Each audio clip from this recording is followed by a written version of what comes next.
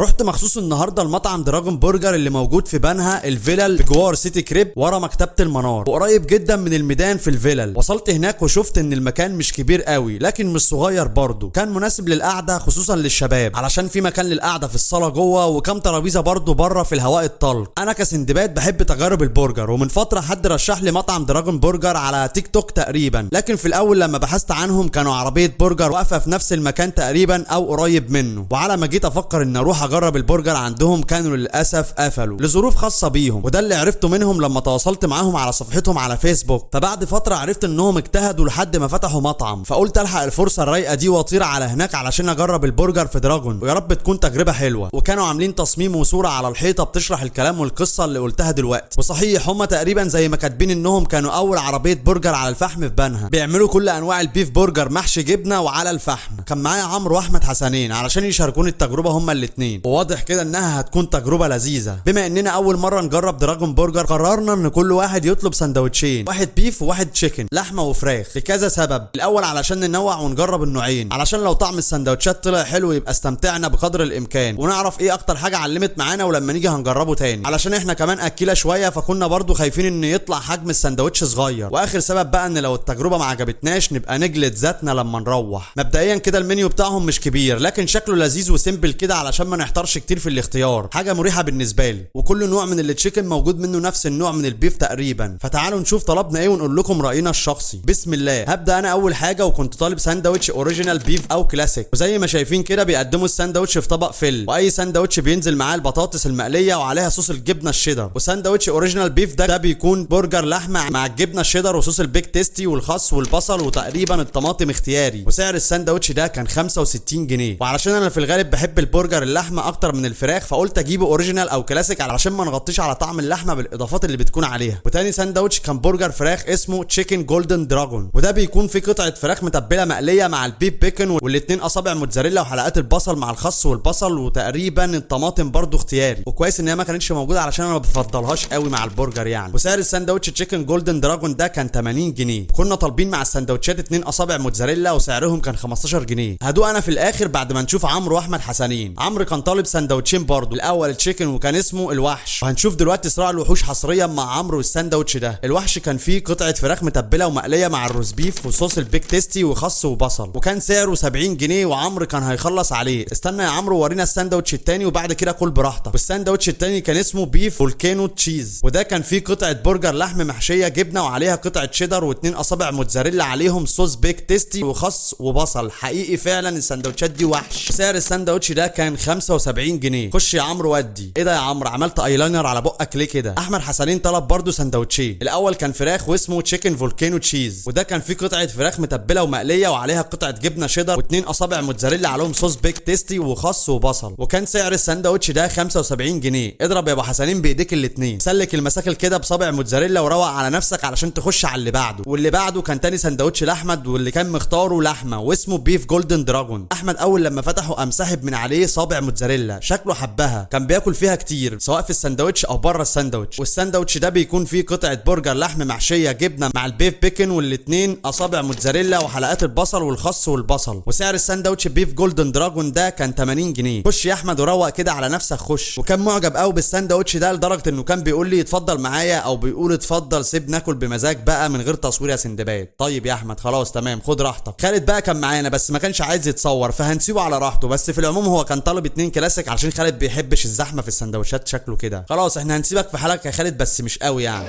خد يا خالد صورني صورني يا عم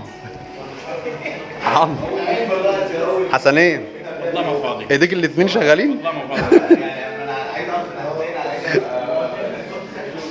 طيب بما ان مفيش حد منهم كان فاضي يصورني علشان مشغولين بالسندوتشات شكل طعمها كان عاجبهم للدرجه دي، فهصور نفسي واسمي وادوق علشان الكلام يروق واقول لكم رايي الشخصي ببرجر دراجون. بسم الله. وهناخد راي الشباب برضو في الاخر. اولا المطعم في مكان سهل الوصول ليه في بنها، قصه انهم كانوا عربيه في الاول وبعدها فتحوا مطعم شجعني اكتر على التجربه. المطعم مش كبير قوي لكن نوعا ما قعدته جوه مريحه ولطيفه وشبابي شويه، وبره برضو وقت الصيف هتبقى افضل تقريبا. المنيو لطيف ومش كبير علشان التوهان والحيره، 6 انواع تشيكن و6 انواع بيف، والنوعين شبه بعض تقريبا في المكونات والاسامي، باختلاف بقى انت حابب الفراخ ولا اللحمه وحسب طلبك لو عاوز تشيل حاجه من المكونات. وكمان في اضافات زي الموتزاريلا ستيكس اللي طلبناها، واللي للاسف كانت بالنسبه لي حادقه شويه، لكن عرفت منهم ان ده نوع جديد بيجربوه وبرده مش عاجبهم فهيغيروه. اسعار السندوتشات كانت عندهم حلوه قوي ومش غاليه خالص بالنسبه لاحجام السندوتشات وكميه الحشو والبطاطس الاضافيه، واللي كانت بالمناسبه حلوه قوي وطعمها جميل بصوص الجبنه الشيدر. سندوتش واحد مع البطاطس يكفيك ويشبعك، وممكن لو معاه واحد بيبسي شغال، بس احنا كنا طالبين 2 علشان نجرب النوعين وكل واحد يقول رايه براحته، وطبعا ما قدرناش نخلصهم تقريبا. بالنسبه لي طعم البرجر اللحمه والفراخ عجبوني جدا، طعم وحجم وسعر مظبوطين، مع اني بفضل البيف برجر اكتر وهم هنا مظبطينه على الاخر. كمان كان باين فيه قوي طعم التسويه بتاعته على الفحم، وكمان كان كميه الجبنه اللي محشيه جواه حلوه، واللي كانت فوقيه واللي كانت تحتيه كانت كميه كويسه برده مظبوطه. عمرو كان مبسوط بالبيف برجر قوي علشان كان غرقان جبنه، قطعه البرجر نفسها محشيه جبنه وفوقيها وتحتيها جبنه، فهيعجب قوي الناس اللي بتحب الجبن والناس اللي بتحب البرجر عموما. بس برجر الفراخ عجبني برده قوي من ناحيه التتبيله وطعم الفراخ، لكن من ناحيه التسويه كان محتاج تركيز شويه، لان كان في حتت مستويه زياده من اطراف قطع الفراخ دي. بس بصراحه اتكلمت معاهم في النقطه دي وبرده ما انكروش وقالوا لي انهم هيظبطوها في اسرع وقت. ملحوظه كمان، الطلب ممكن في بعض الاحيان يكون بيتاخر او بياخد وقت شويه على ما ينزل ليك، وده طبيعي وقت الزحمه او وقت طلبات الدليفري الكتير. واخر حاجه بقى، الموظفين اللي موجودين في المطعم كانوا ذوق وكانوا متعاونين معانا جدا، وبالنسبه لي التجربه عموما كانت حلوه جدا. وهناخد راي الشباب دلوقتي في السريع، وانتوا كمان اللي جرب دراجون برجر في بنها يقول لنا رايه، واللي لسه ما جربش لما يجرب يقول لنا رايه في تعليقات. واتمنى ليكم تجربه تكون حلوه وتسعدكم، ومع السلامه يا غاليين، نشوفكم في فيديو قريب وجديد.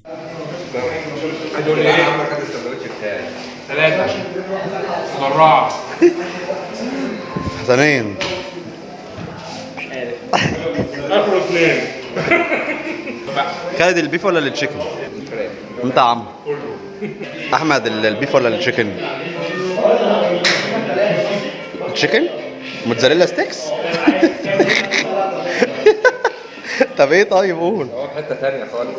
انت مش فاهم احنا فين يا احمد، صح؟ البيف اكتر؟ ماشي.